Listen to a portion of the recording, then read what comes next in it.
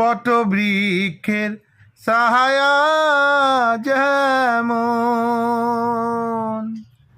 মোর বন্ধুর মায়া তেমন রে বন্ধু, কাজলে ভোমরারি।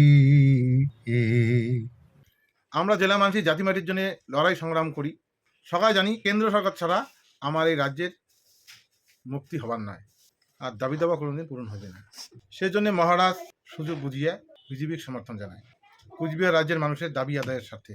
তাতে কুচবিহারের সাধারণ মানুষগুলো বিজেপি দুই হাত ভরিয়া আশীর্বাদ করিল এবং উত্তরবঙ্গের বেশিরভাগ সিটগুলা বিজেপি জয়যুক্ত হল। কিন্তু বাস্তবে দেখা গেল বিজেপি সরকার কুচবিহারের মানুষের জন্য যে প্রতিশ্রুতিগুলি দিচ্ছে তার একটাও পালন করে নেই। কে করিল না? কারণটা বা কি? কারণ একটাই, কলিকাতিয়া শোষণ এবং অপশাসন এর জন্য দায়ী। মূলত চালানি party CPM, BJP, Congress, Trinamool, যে পার্টি এখন প্রত্যেকটা লিডারের ঘরে উত্তরবঙ্গের জন্যে যদি কেন্দ্র সরকার কিছু বরাদ্দ করার চেষ্টা করে তাহলে সেগুলি শেষিয়া দক্ষিণবঙ্গ নিয়ে যাওয়া হয়। যেমন এইমস তাহলে বড় একটা উদাহরণ। সেজন্য আজি মহারাজ বিজেপির প্রতি সময় সময় নাক ছিটকি ধরেছে।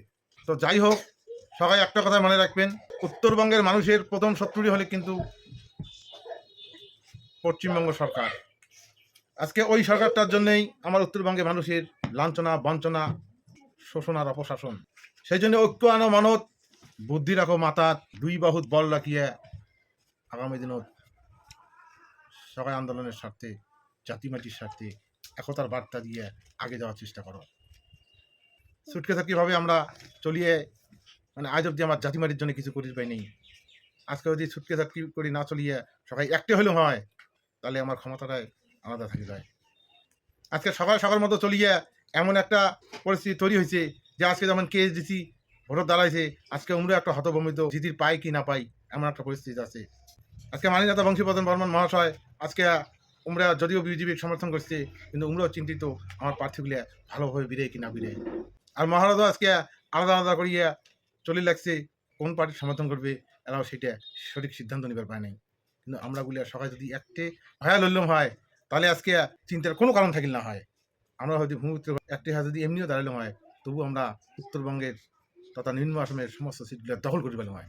এবং আমার কর্মীগুলা স্বতঃস্ফূর্তভাবে আজকে সবাই বাড়ির দুই সন্ধ্যে না খেয়াও আজকে সবাই ছুটলি হয় আমার সেই আন্দোলন, আমার অধিকার প্রতিষ্ঠার জন্যে।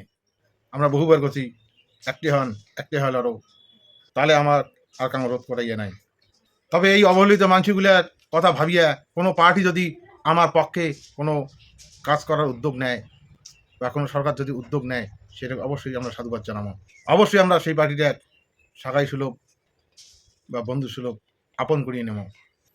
ইতিপূর্বে বিজেপির লিডার জননেতা মানি বংশীবর্ধন বর্মন কথা দিয়েছে যে আমার উত্তরবঙ্গের যে ভাষা সেটা অষ্টম তফসিলে অন্তর্ভুক্ত করবে এবং আস্তে আস্তে উত্তরবঙ্গের মানুষের অন্যান্য দাবিগুলি একটা ভালো জায়গা নিয়ে যাবে। সেজন্য আমরা উত্তরবঙ্গের তথা নিম্ন আসামের মানুষিলা ওমাক সাধুবাদ জানাই এবং আমার যেন কাজটা হয় সেই শর্তে আমরা বিজেপি গভর্নমেন্টও অবশ্যই মনপ্রাণভাবে চামো যে আর একটাবার দেখি।